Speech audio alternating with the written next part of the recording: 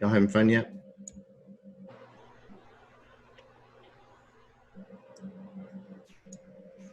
All right.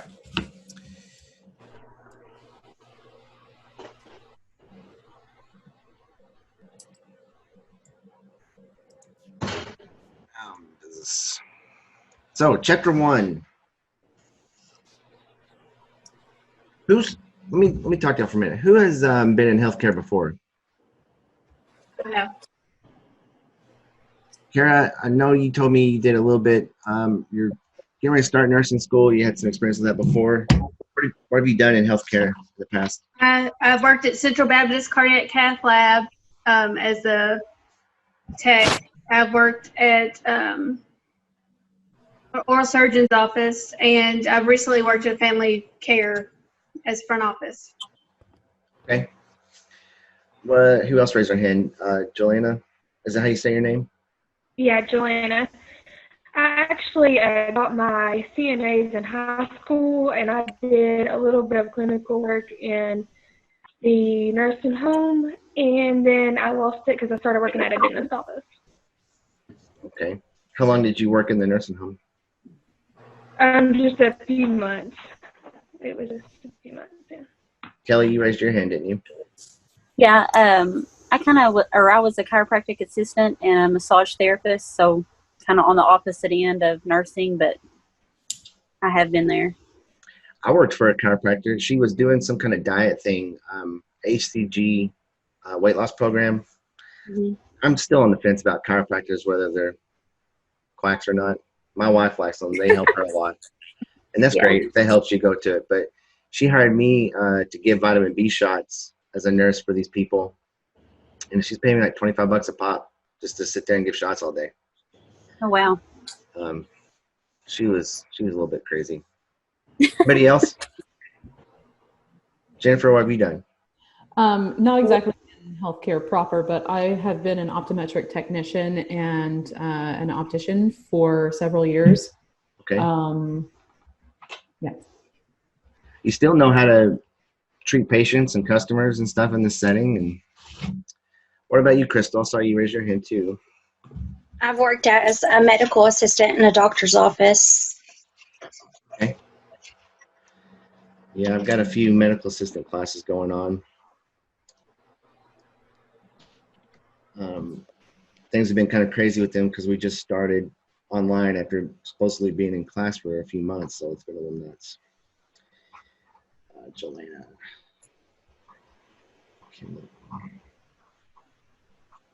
Haley. Kelly.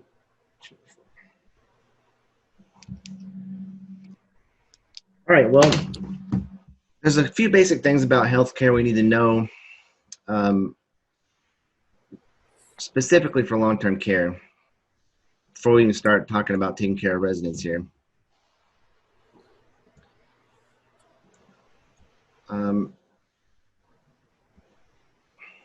Some people say this stuff's kind of boring. Chapter 2 is really a little bit better because you start talking about communication and some psychological needs and stuff for people. But we got to get a little bit of things out of the way with regards to insurance and laws and stuff like that. And this is good for the people who've never been in this field or aren't too familiar with the nursing side of things. So really what we're focusing on with this chapter in this course is long-term care. And you got more than just a nursing home. Let me see if there's anything better on this.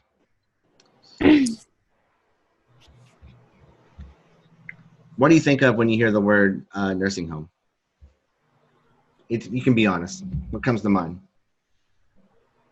Elderly people. Old people.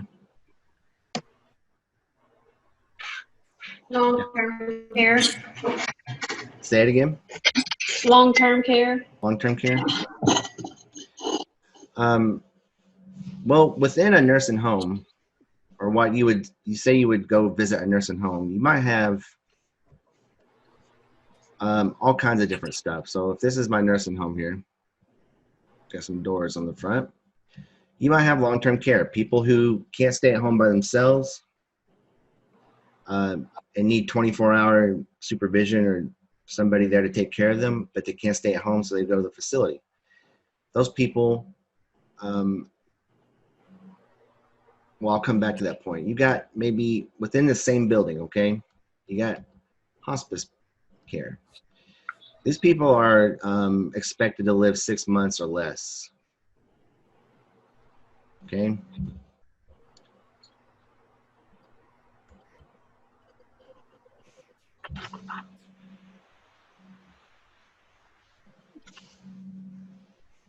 You've got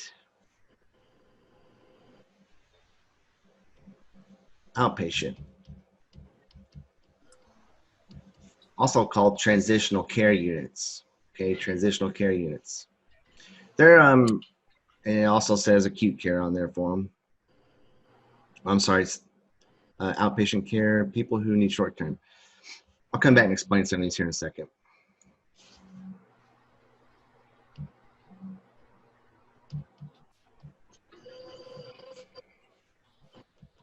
Rehab patients.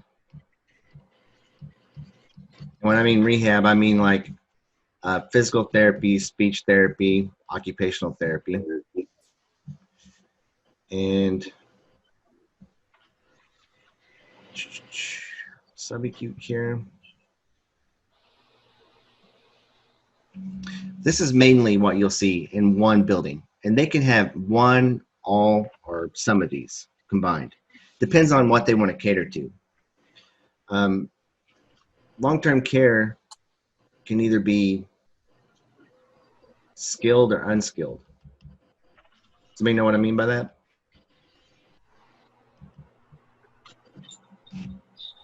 So skilled would mean they need nursing services.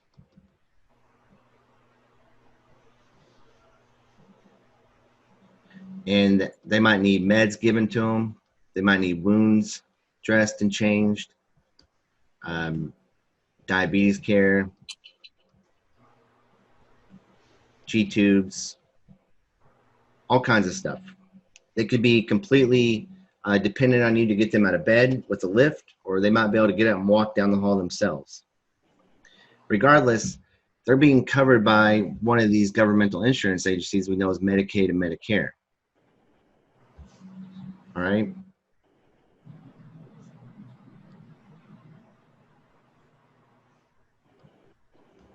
We'll talk about the difference in those a little bit.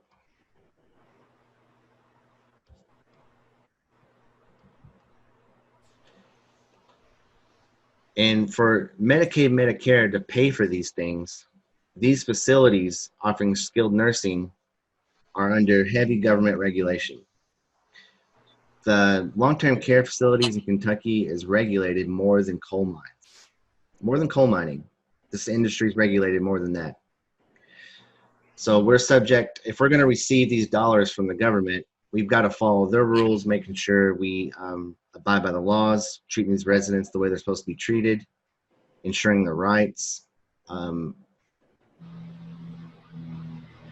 wasting healthcare dollars, things like that. Unskilled is usually private pay. Okay. So for example, I worked at a facility in Louisville that was all long-term care. And then I went to another facility and it was all private pay, unskilled. Those people paid out of pocket or had some kind of insurance or something paying for their housing. And they lived there, you know, for the rest of their lives. We did not accept Medicaid or Medicare at this building. So what do you think the patients were like in these two buildings comparatively? What kind of care did they receive? What kind of workload was it? Somebody tell me what they think they were like in private pay versus long-term care. Anybody? I would assume that in the long-term care, the skilled facilities, the workload is much heavier. Probably you're dealing with probably a population that has lower income, potentially. And the private pay patients are probably more well off. The workload is less. Yeah, that's a good summary of it. These people sometimes, like the husband will die. He worked for the railroad for 30 years, and then they had long-term care insurance, so now the wife gets to live in this facility. And she might be well off, and she might be from a different, socioeconomic status. But the minute she starts needing a skilled nursing, like a catheter change, guess what's going to happen to her? She's going to go back to one of these facilities because they don't offer that stuff here. These places they're not even really required to have nurses in them, but they often do as like a concierge service. Like, you can take your own medicine here, or you can have the nurse bring it to you. You can coordinate your own appointments for doctors, or you can have the nurse do that for you. It really depends on how much independence they want or they can handle. A lot of times, both of these places will have a separate unit in it for memory care. And they can still be private pay. And then these places will still be for Medicaid and Medicare. I think we just built there was a brand new facility built in Somerset here called Bluegrass Senior Living. I think it was like $4,500 a month for them to stay on that unit right there. Often they do have to have nurses and lockdown stuff, but hospice is usually covered under Medicaid, Medicare, and a lot of times these places will allow, if a patient's going to go hospice, say they're declining in status, they're getting more forgetful, they're starting to have falls, they're getting sick, they will keep them in there as long as they can. And a lot of times they don't want to leave. They'll let hospice come in and take over for their care during their last 6 months.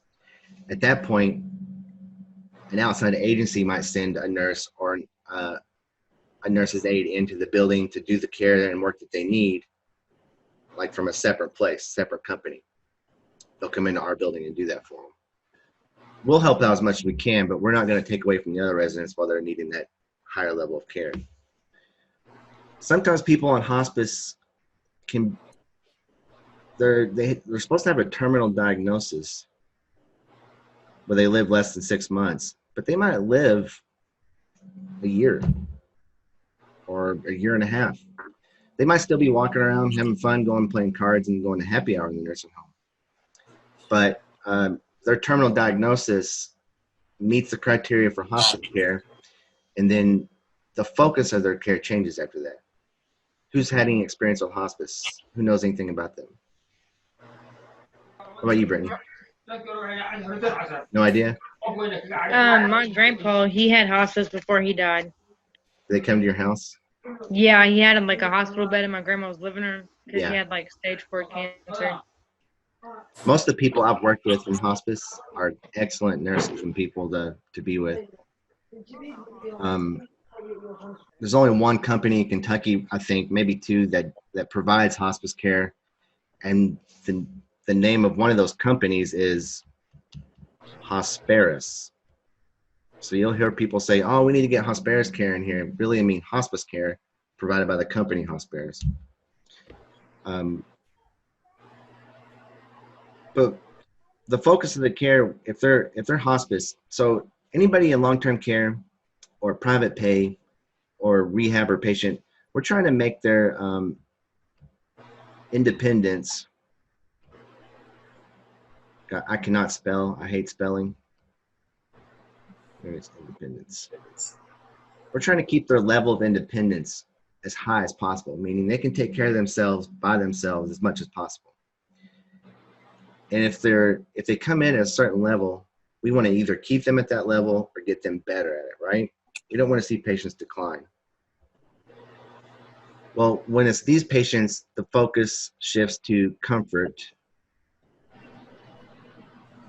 care, right? We're not going to make them go to rehab every day. We're not going to make them go down to the hospital and get an MRI. We're going to just allow them to be comfort measures only.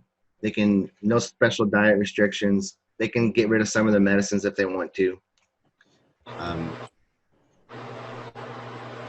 they'll still be covered. And this is covered by Medicaid, Medicare, this type of hospice stuff. Insurance covers it. Outpatient, I've had people as young as, 30 years old in there. I've had people as old as 95 in there. These are people who either have just had like a knee replacement surgery and they can't go home. So they have to go somewhere that's going to get them through that healing period of about 3 or 6 weeks. Or it's a patient that just had cancer treatment and they've got a big wound, or they're receiving chemo currently and they can't stay at home by themselves. These people need a place to stay because they're just not well. They might have been gotten better by a surgery or procedure or something going on, but they're just not well enough to be at home. Home health isn't going to cover them, or it's not safe enough, and they need a little place for a transitional or step down. You can have places that just have these beds, or you can have long-term care facilities with a little wing like this. These places are often crazy to work in because the hospital's trying to get them out. They've fixed them up. They've done what they need to do, and they're trying to get them out the door so they can open up beds. And we're just taking whatever comes through for us.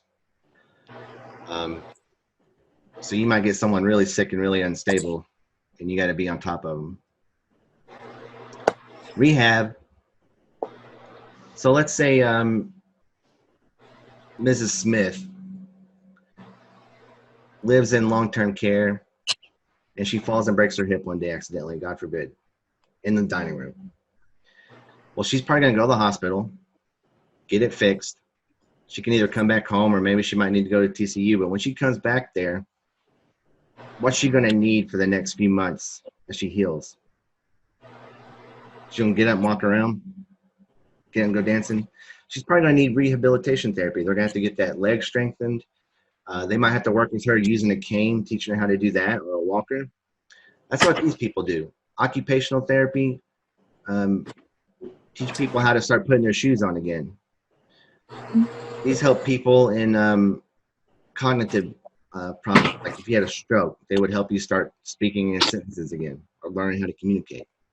And physical therapy is getting you stronger.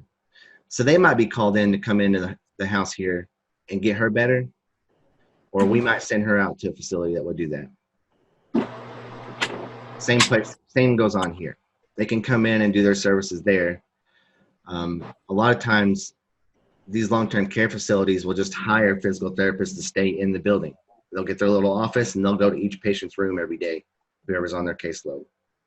If I'm a nurse and I notice Sally starts coughing every time she tries to eat mashed potatoes, I'm worried about her aspirating. I'm like, you know what, let's get her a physical therapy order and have them come look at her.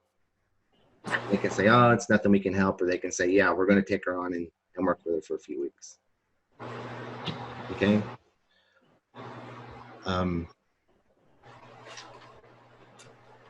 After you've done this for a while, you kind of understand like the business model. It's really just like there used to be Walmarts and super Walmarts. It becomes that kind of familiar after a little bit. And that's what these slides are kind of laying out to you. They're talking about this stuff here. So let me talk about these two before we go any further.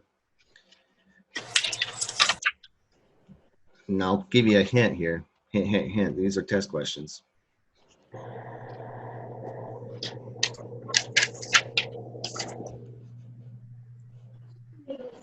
Okay, Medicare is from the federal government. All right, I'm going to write, just to help you all remember here. Old Trump runs this stuff up here. Okay, whether you're a fan of him or not, I don't know, I don't care. But he's the guy that runs the federal government, right? He's the president. Well, Medicare dollars come from the federal government. Who's eligible for Medicare? Well, once you hit the age of 65, when you can retire, the retirement age, That's when Medicare, that's when you become eligible for Medicare. So when you hit 65 years, people who are 65 and older can receive Medicare, and most of them often do.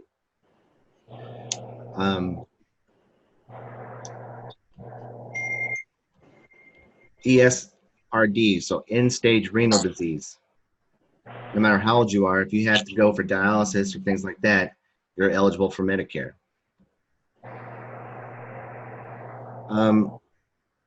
People with disabilities like mental retardation,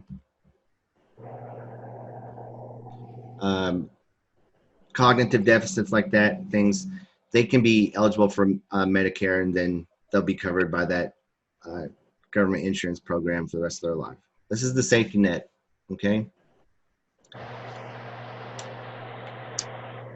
Medicare or Medicaid is a little bit different.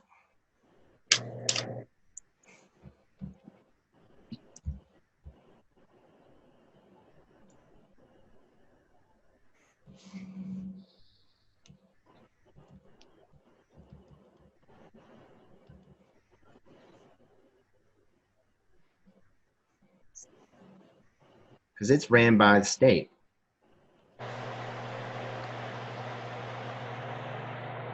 And I'm just doing an example here, Kentucky. So we pay our taxes to the governor of Kentucky. He puts that into a big fund called Medicaid. The government supplements that and says, you know what, we'll match dollar for dollar, or we're going to give you so much of the budget, but you guys have to do this too and put in your own. All that goes into a big fund called Medicaid. This is for people with low income or no income, disabilities. This is where you hear the controversy comes. You know, they need to work. People need to work to receive Medicaid, or they need to do a little bit of work or be looking for work or something like that. You might have heard that when Bevin was in office. So they don't necessarily have to have a disability or be of an old age or anything like that. They just have to be low income. They can still be able-bodied. And I'm not commenting on who deserves it and who doesn't. That I'm just telling you, like, trying to drive home the difference between these two insurance programs. It is funded by federal and state. And together, both of these, one or the other or both, can cover people in the long-term care facility. Okay? So what's your role in all this?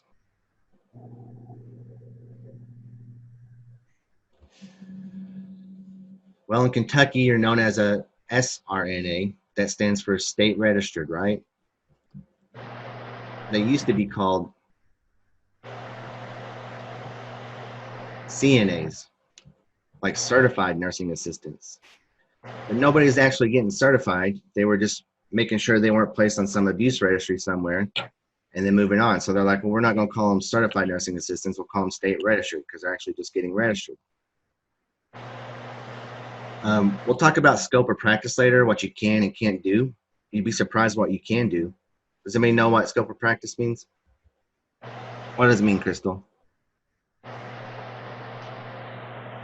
Tell me what It means what you're trying to do, what you're licensed and educated, your duties that you're able to perform. Right. So it's what you are legally allowed to do.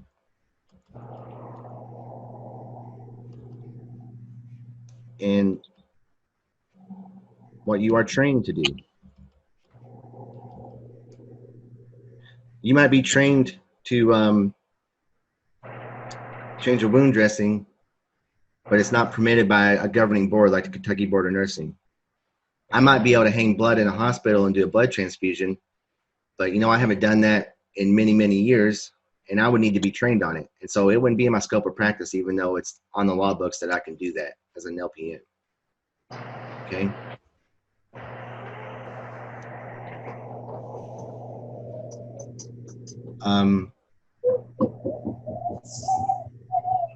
The SRNA are also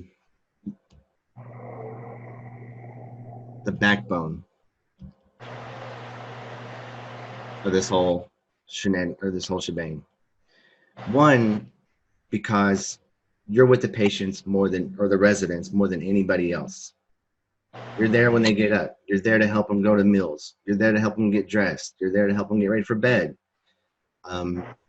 Sometimes you're there for every move they make. Sometimes you're there just to check in on them and say hi and bring them fresh towels, change their bed linens. But regardless, you're there and you have the most eyes on them. And so your job is you got a bunch of jobs, but I'd say one of the most important is to observe and report changes in those residents.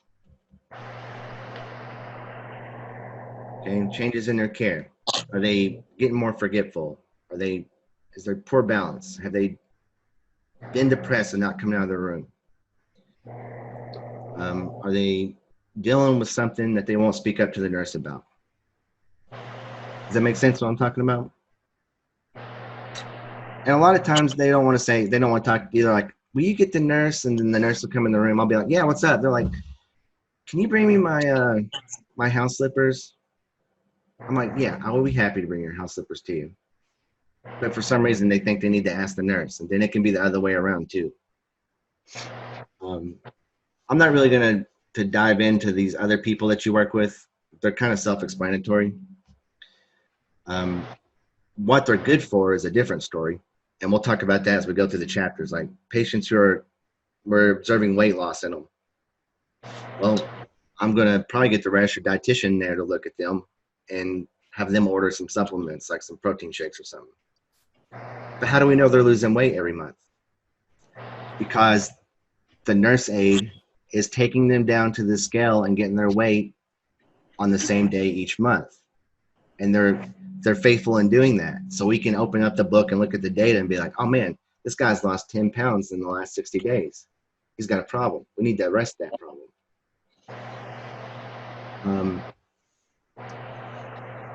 When state, since they fund this program and they give us the rules to live by, they're welcome to come into these buildings and look at all of our patients or residents and all of the data.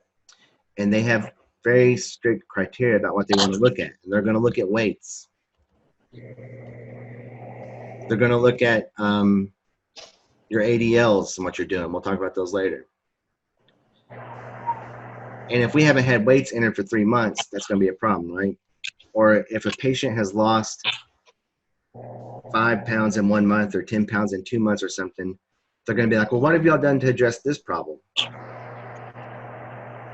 And it depends on if we're a good care team. Did we see it? Did we care plan it? Have we followed up on how that care plan went? And did it have an effect on them? We'll talk about what a care plan is and all that stuff. Let's do it right now. Y'all doing good? You need a break? You hanging with me? Okay.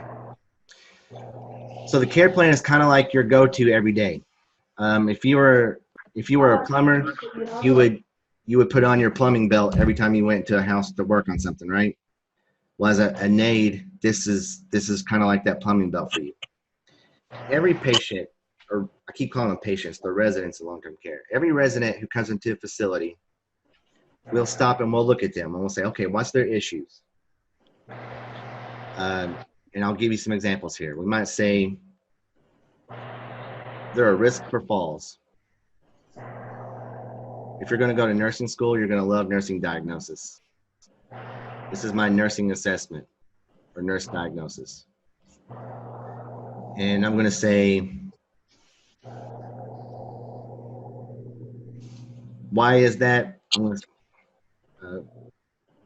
say they had a stroke. They're weak on one side.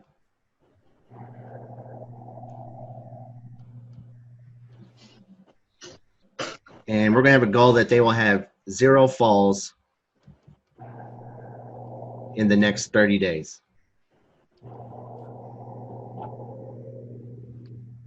Well, that means I have to come back and see if they've had falls in 30 days, right? I have to measure this because these diagnoses and these assessment plans, you don't have to really worry about how they're made. I'm telling you about where this language comes from. You're going to be reading in them, okay? But it has to be measurable. It has to have clear goals that you can point to and say they did or did not reach it. what are we going to do to keep this patient from having falls in the next 30 days? Well, I'm going to have an something called an intervention.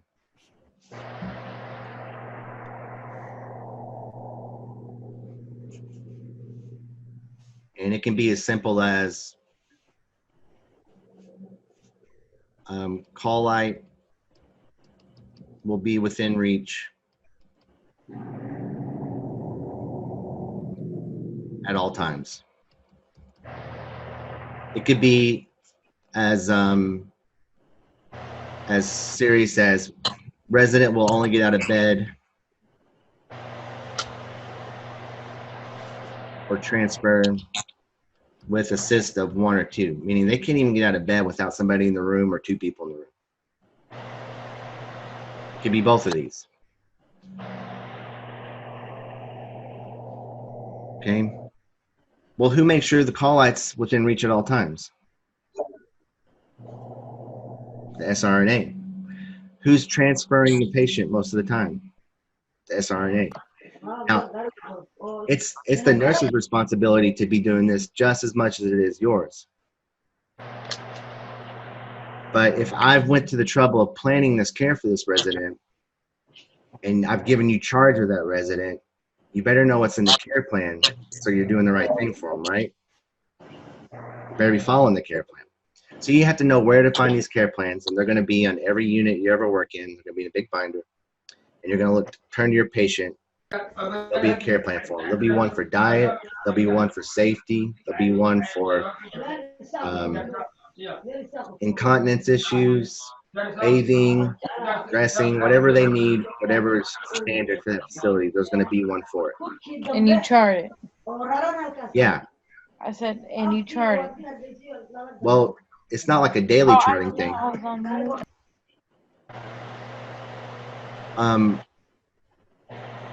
We'll come to charting here in a minute, but this is gonna be your guidelines for taking care of these residents. And if you've never taken care of a patient, so if little old Sally comes down the hallway and she's not on your unit, she says, "I've lost my dentures. Can I can't find my dentures." Are you gonna help them? Yeah, even though they're not your patient. Or you're gonna take them down there and say, hey, she can't find her dentures, help her out. But you might need to look in the care plan and say, she don't even have dentures. She's supposed to be given pureed consistency food. You know what I mean? So that's how you find out about someone.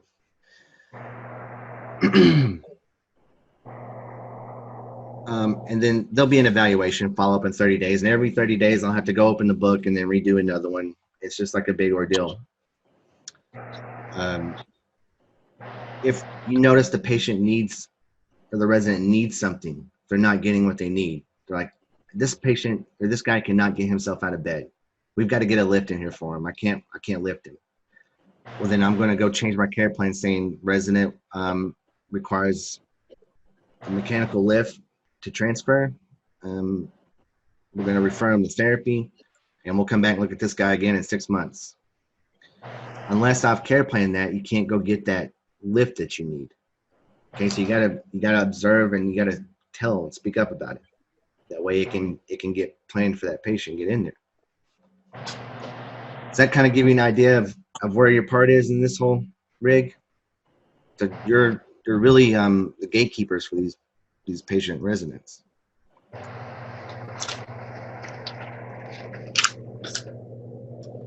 For scope of practice, did y'all know that you can check blood sugars in a nursing home? SRNAs can. Not every facility will allow it. What'd you ask? Did you all know that you can check blood sugars in a nursing home? Oh, yeah. For SRNA? Yeah. Now, some facilities might say we don't want our SRNAs doing that, but in Kentucky, it's not forbidden by law anywhere. Some G-tube feeding stuff I think you can work on, and adjusting changes you can help with, or do some certain ones of those. You'd be surprised what you can do.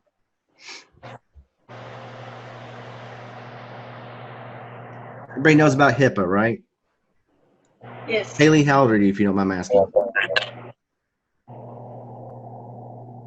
I'm 20.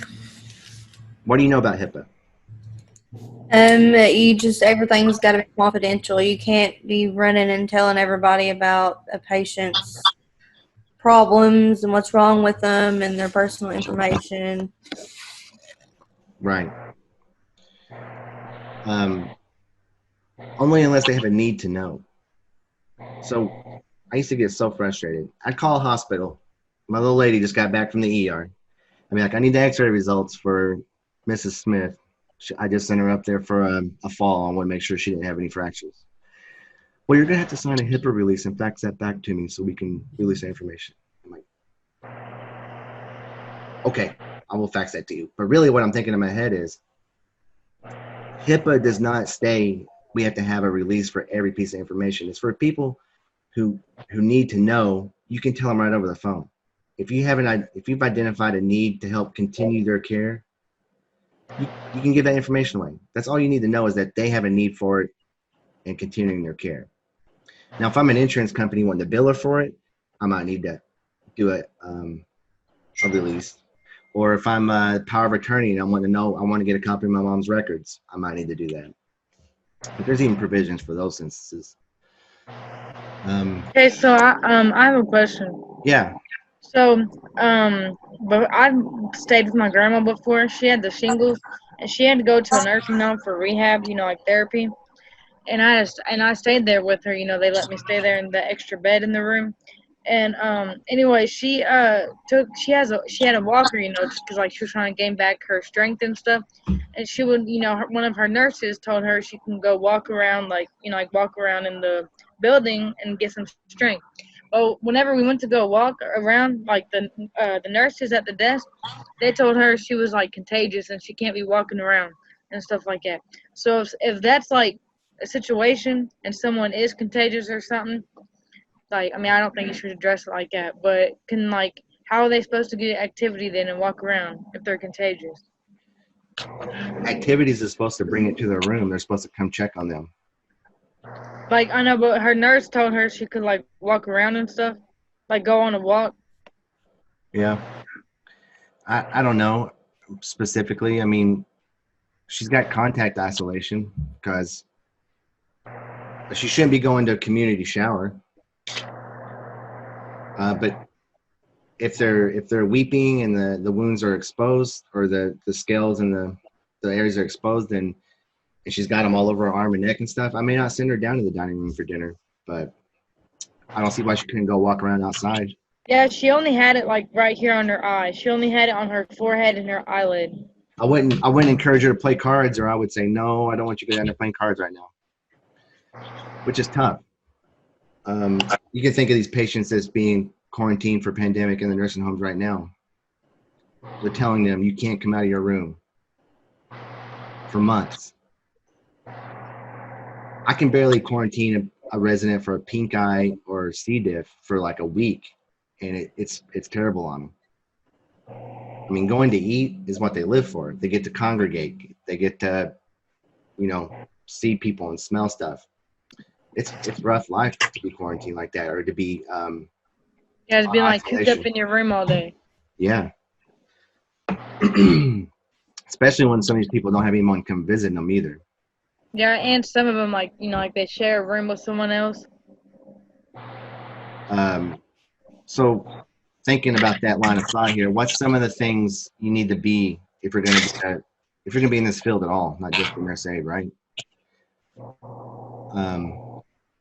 Kindlin, what do you like to be called, Kenny or Kindlin? Everybody calls me Kenny, but it doesn't matter. Okay. Can you tell me the difference between empathy and sympathy?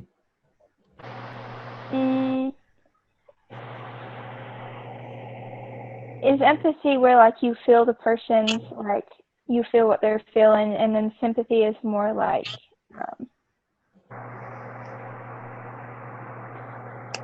I'm not quite sure, honestly. Okay. Anybody else got an idea?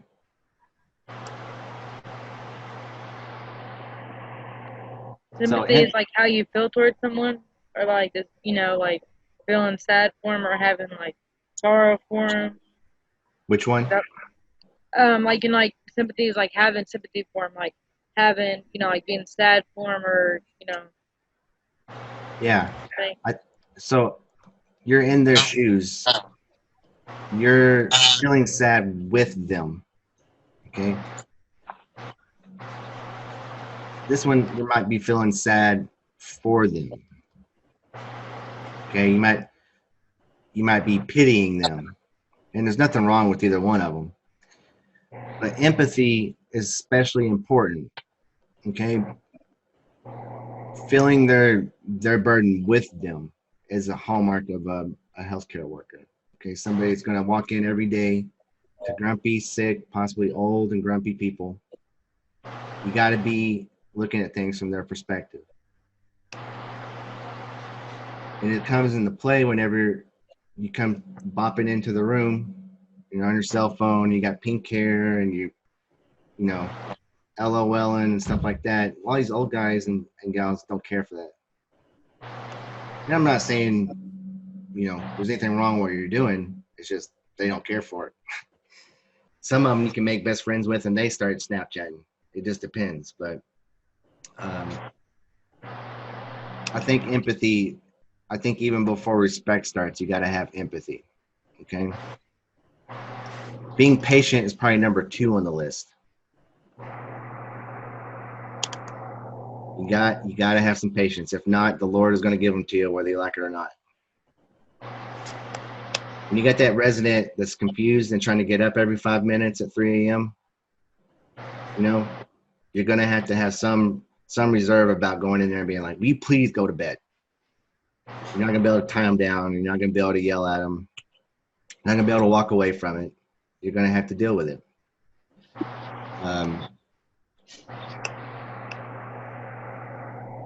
Being dependable, too. Saying you're going to do something for a resident and then you do it. I'll come give you a shower at 6, okay? If you're not going to make it by 6, you need to let them know, hey, I'm not going to make it by 6, but I'll be here around 7 o'clock. Is that okay? Don't promise them or tell them you're going to do something and then not do it. Okay? That'll hurt you in the long run.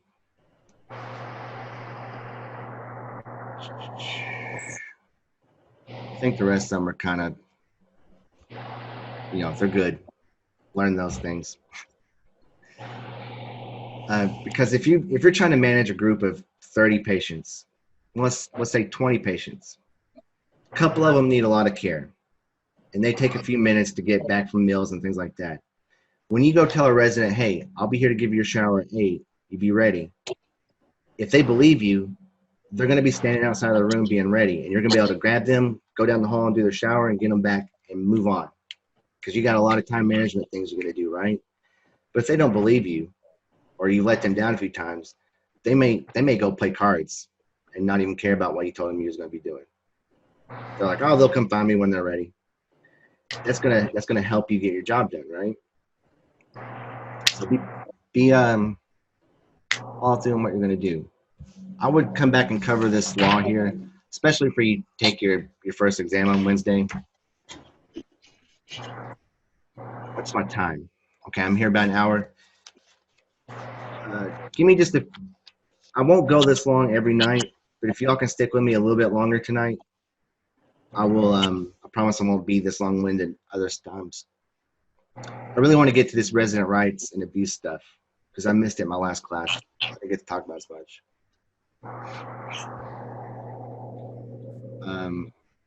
So I'll skip that. Let's talk about resident rights.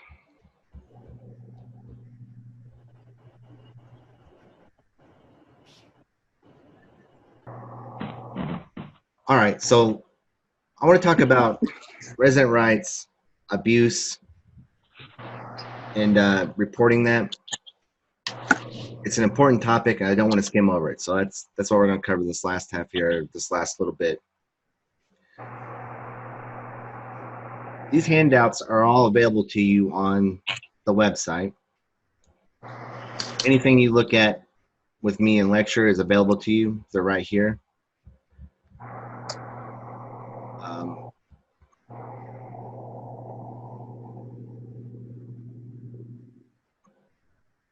Well, they were on the right class. It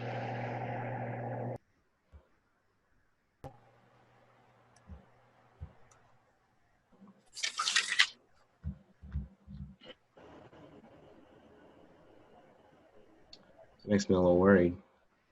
Oh, wait a minute.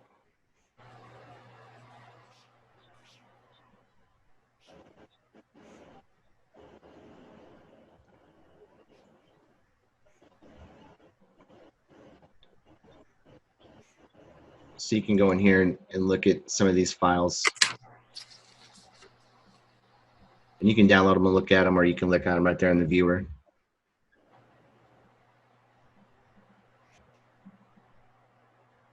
Here are all your PowerPoint slides too.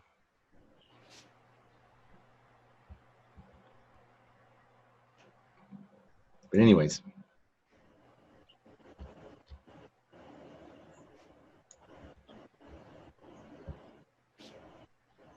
So let's start with resident rights. What's some of your rights as American? Freedom. Well, what is freedom? Freedom for what? Freedom to murder anyone you want to? No. Freedom to walk out of a store with a TV you didn't pay for? No, like freedom, like, I don't know, like we can do a lot of stuff that other countries can't do. Freedom of speech. Oh yeah, freedom of speech, right to a fair trial. Right to not being, your property being taken away, things like that. Well, because of that law, OBRA, they've established a resident rights list. Good, just like this. In this document, just like the Constitution, it's going to be posted at the entrance to every nursing home you walk into, at least in the state of Kentucky, because it's mandated by law. It's you can view it. It's out in the open where everybody can see it. What's OBRA? It's a law. It's an acronym for. Yeah, the acronym. That's so great. That's a good question. So they stopped me today.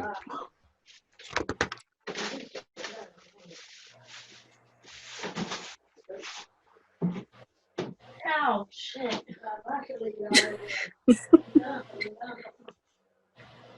Oh my bad, I'm unmuted. Oh, it stands for the Omnibus Budget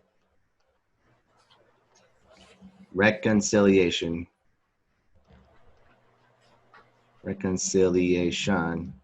Act.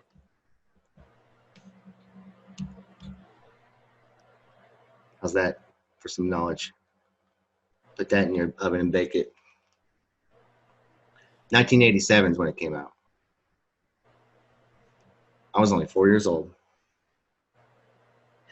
It came out because of all the horror stories coming out of nursing homes of elder abuse and neglect and things like that. Congress was like, if we're going to pay for long-term care, then we're going to have a minimum standard of care set that you have to meet before we give you our dollars. And if you don't meet it, we're going to take our dollars away. We're going to take away your right to even practice in a long-term care facility or be a long-term care facility. And it's gotten to be a bear, and it's bloated, and there's all kinds of rules on there. But it's meant originally to protect people. And so some of the rights that were born out of that are right to the best care available. Can y'all see this slide okay, or do I need to zoom in on it?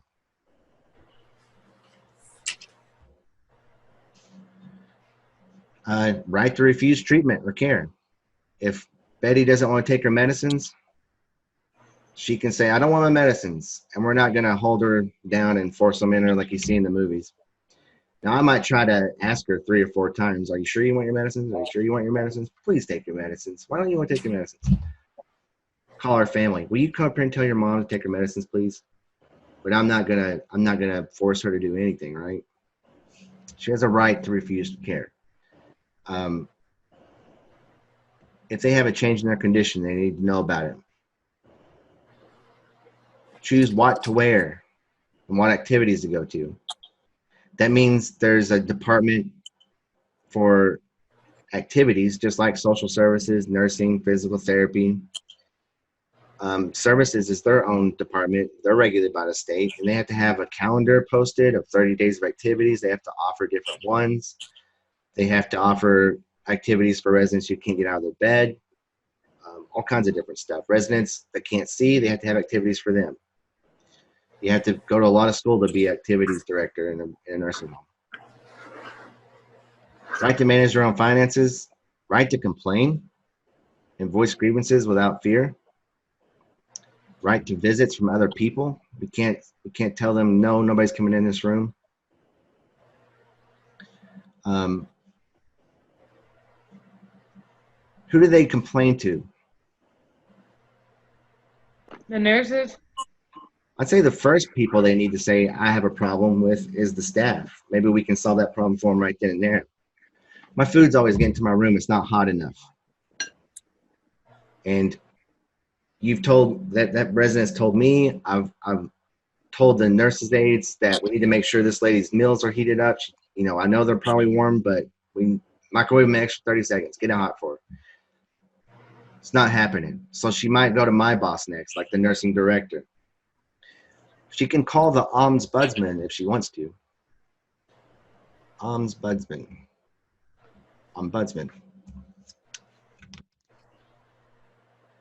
This is a person appointed by the state, by the governor, and they are the legal advocate for residents in long-term care facilities.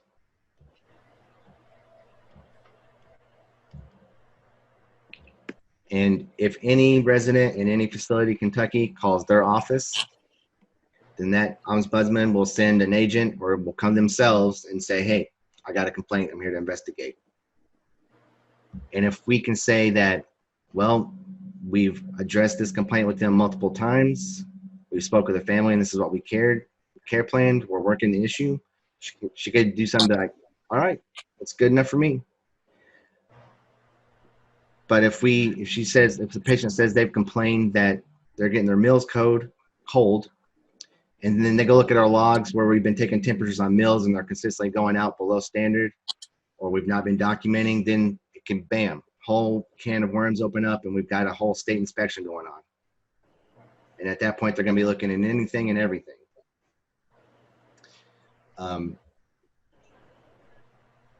You'll always know who these people are. They'll be walking around in like a suit from Frankfurt. They're usually old ladies with huge hairspray hair.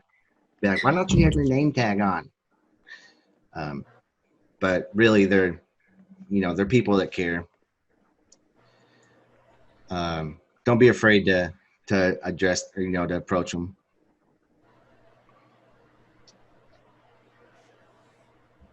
The complaints can go something as simple as, well, they're not showing the movies I want to see.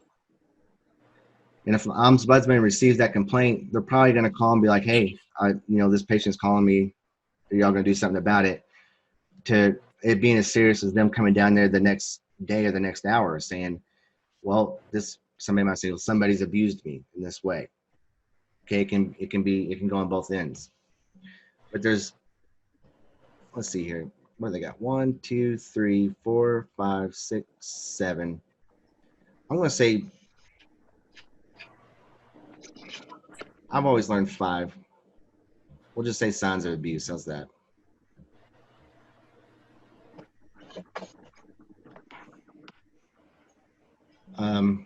And they're going to ask you, like the ombudsman, if she's in there doing an inspection, she might come up to you and be like, what's the 7 signs of abuse or the 7 areas of abuse?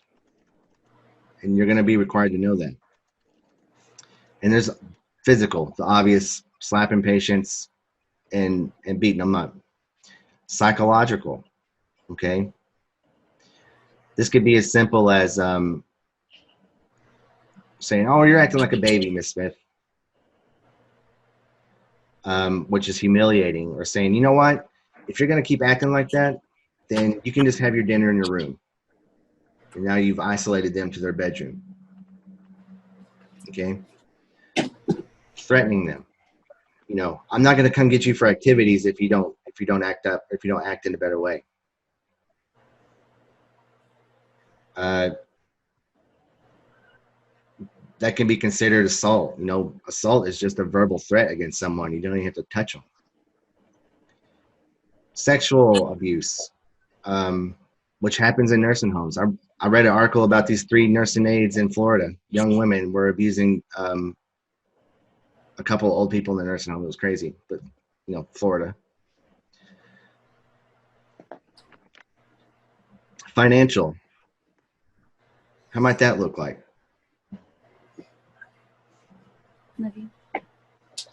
Taking their money. Well, what if I want to give you $1 to go down and get a candy bar because you've been so good to me? And then they take it. Yeah, and then you take it. You're not supposed to take anything from a resident. It's a gift, especially money. All right? What if they say, take this $10 and go down there and buy me a gallon of milk? Okay, I don't care to do that. But if I come back and they're like, oh, well, I asked Justin to go get me a gallon of milk and there was 10 cents missing for my change. She's still living in 1950 because milk cost 39 cents back in the day. Then she's got a legitimate complaint. This guy stole money from you, and they're going to come investigate it for a nickel. Okay? So I'm not telling you to be afraid about doing stuff for residents. Just be smart about how you do it. Okay? Be mindful of things. Assault, like I said, it can just be verbal. And then there's a battery part, which is the actual touching them. Okay? You heard of assault and battery. And then domestic violence. This one happens more at home before they come to the long-term care facility. I found a good article here on the internet a couple days ago.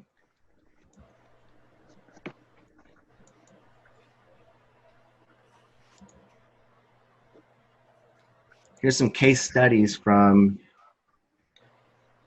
the Kentucky website for Medicaid, Medicare type stuff.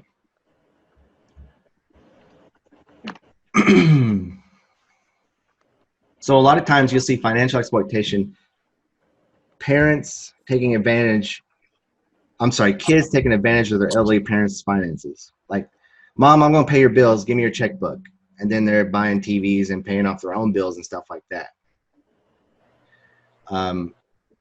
It's even worse if they have power of attorney and they have legal right to control their finances. But you still can report that if you suspect it. A lot of times the bank will catch it.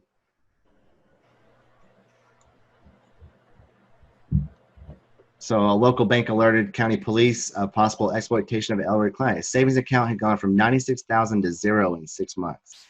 This is a real story. So the police called who? Ombudsman, and said, you know what? We got this elderly guy. We want you to go look and make sure he's not needing some extra care. And so the police got social worker and went out there and saw him, and they found out that man was mentally alert, fully oriented, and free of acute mental or physical distress. He was more worried about keeping the kid out of jail. So he was forced to live on Social Security. He went 2 months without his medicine because he couldn't afford to buy them.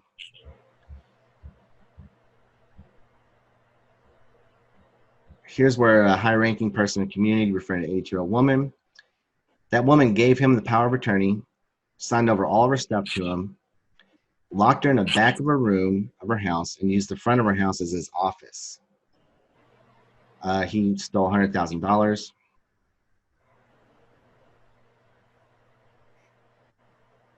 Here's a guy that said he'd come repair a chimney and wrote her a big bill out of nowhere for it.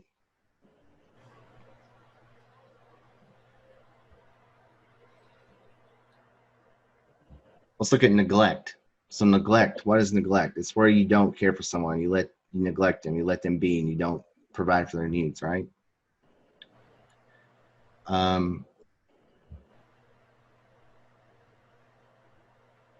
Family members caring for an elderly woman thought they were doing well but malnutrition and other problems kept the woman in poor health and led a neighbor to suspect physical abuse. Somebody came and looked at it. Let's look at the case itself. Son and daughter-in-law worked outside the home during the day. Water and food were left at bedside within the client's reach. Home health nurses visited 3 times weekly. There were nurses coming into this place where this woman was being neglected. But the client was alone in the home for extended intervals. During the evenings, they were coming in and out doing their stuff. Grandson slept there at night until he left for 11. But she had bladder and bowel incontinence and had a bed sore on her buttocks. She could feed herself, but needed much encouragement to eat or drink. She had suffered dehydration in the past and was underweight. So they thought they were taking care of her, but they weren't trained like you and I are to see, okay, she can feed herself, but she may not have the motivation to do it. She needs somebody to come in there and prompt her, right? She needs somebody to come in there and say, oh, did you not like your dinner? You want me to get you a peanut butter and jelly sandwich because I know you like those. And they saw her, she was underweight. Okay, her weight had declined. They're not asking her, hey, do you need to go to the toilet every 2 hours?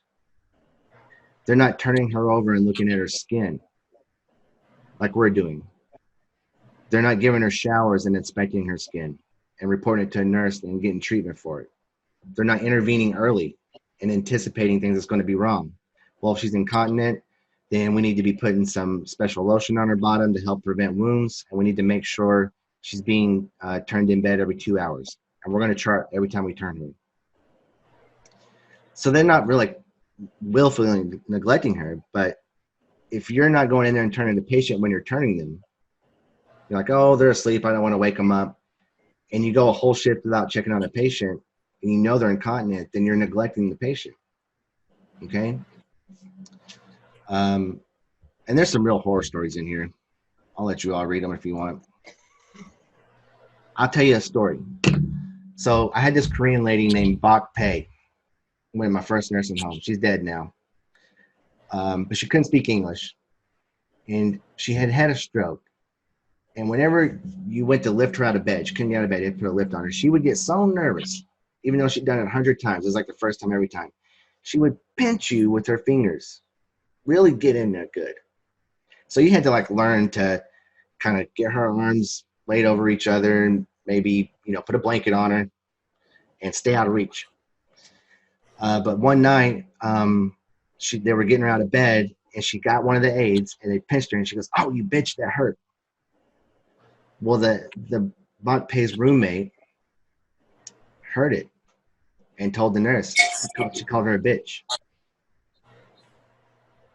Well, nothing happened for 3 or 4 days after that.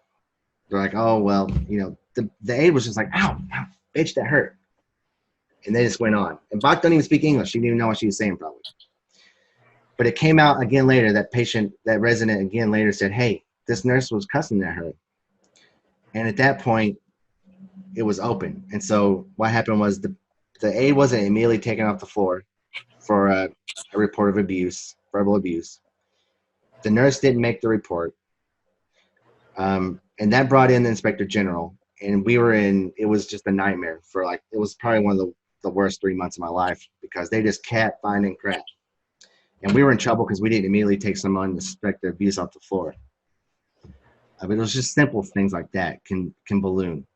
And so the moral of the story is, if you see it, report it. Don't worry about how much work it's going to cause or how much trouble it's going to cause. Because if it comes back to you and you're deemed guilty of not reporting it, then you're just as guilty as someone who did the act. Okay? Does that make sense what I'm saying? Take care of your people. They depend on you. You got to be their advocate.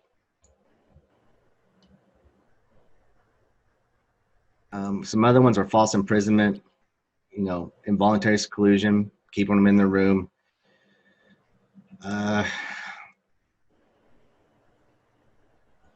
Patient won't stop getting out of bed at night, so you tuck their sheets in real tight underneath the mattress to kind of keep them just sitting there.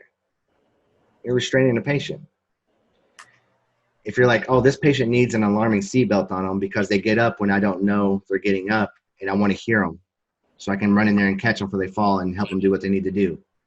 and you put a seatbelt on them, but I haven't care planned it yet, and I haven't assessed them, then you're putting a restraint on a patient. Okay, and technically it's abuse. I'm not trying to give you like doom and gloom stuff. I'm trying to tell you just the kind of mindset and the technical thought you got to have about your actions. I'm almost done here, okay? Hang with me. I'm gonna go with that. The medical record is a legal document, so if you write something in it, you want to make sure you're not writing something silly. There's nothing worse than having your writing up in a courtroom in front of a jury and lots of people, and you're like me, you can't spell independence, okay? That's why I'm always Googling how to spell stuff. Spelling is a lower form of intelligence, all right? That's why you're writing legibly and you're documenting thoroughly. Every day you're going to have to go chart the 8 activities of daily living, because if we deem that they need help putting on their clothes, they need help setting up meals, and they need help with incontinent care every 2 hours, then we're charging them for that. And you have to sign off that you did it, okay? If you don't sign off, you don't get paid. And so they're going to be on you every day. Did you chart? Did you chart? Did you chart? Before you leave on your shift. That's one of the biggest battles I ever had to face with nurses' aides is, did you chart before you left, or did you just leave as soon as the bell rang? You got to chart. Do your nurses a favor. Do yourselves a favor. Yada, yada, yada, yada, yada. Incident reports. These go in the medical record. If there's a fall or you think they fell, then you tell the nurse, and then we'll do an incident report, and we might come get your statement. I walked in the room and the patient was laying on the floor. That might be simple enough, but we have to track those. And this is how people understand a nursing home, if it's good or not. They'll get online, they'll look at a rating and be like, okay, they had 6 pressure wounds in the last 6 months, and they've had 4 falls and 3 elopements. People getting out of the building that weren't supposed to be out of the building. Well, that all gets reported, and then we get ranked. And so you start seeing a lot of that stuff. Can be a problem. You guys got any questions or thoughts? Still want to take this class? Okay. Who doesn't know how to tell military time? This is the last thing. Jelena, what's 1,300 hours? I don't really know. All right, it's real easy. So you got military time. I was in the Air Force. It's not that hard. If anybody in the Army can do it, I know you all can. No dig on the Army. Little dig on the Army. And we'll just call this normal time for normal people.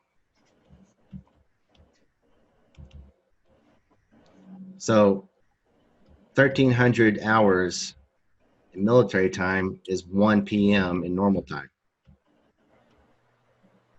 What do you think 1,400 hours is? 2 o'clock. Yeah. Alternatively,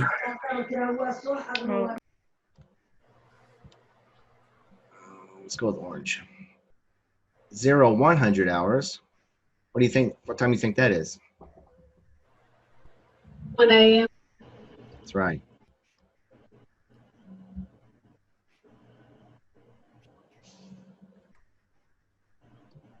And same with 200 hours. That is 2 a.m. So the way I learned this was, if you got 1,500 hours, all right, subtract 2. This is so crazy. And you get 13 or 3 o'clock. If they say it's 1,800 hours, you subtract 2. That leaves you with 6 o'clock. Always just subtract 2, unless it's in the morning. It's really that simple. You can look at diagrams and Google it and figure all that stuff, but we got 1,300 hours, 1,400 hours, 15, 16, 17, 18, 19, 20, 21, 22, 23, and then it goes to midnight. Okay? So 23, if I just in my mind, I just do a little picture, -2, that leaves me with a 11 o'clock, 11 p.m. See what I'm getting at there? Right here.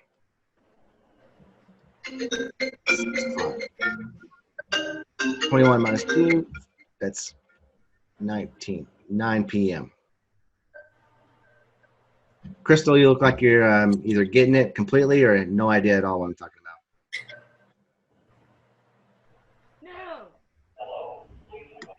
I get it completely. Okay. So there'll be a couple questions about that, how to tell military time. Congratulations, y'all are now in the United States Army. How do you correct a mistake in a chart? This is the absolute last thing. Patient went to bathroom. Oh, I didn't mean bathroom. I meant the lunchroom. Well, you don't do this, or you don't do this, and you certainly don't white over it. There's no white out in the nursing home whatsoever.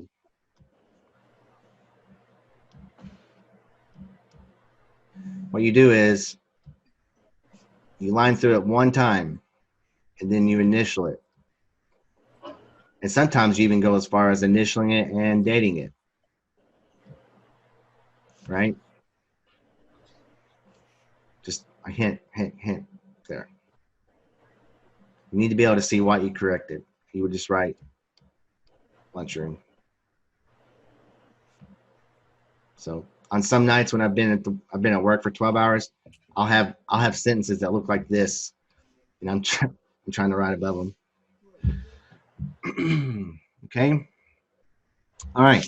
Thank you all very much for sticking with me.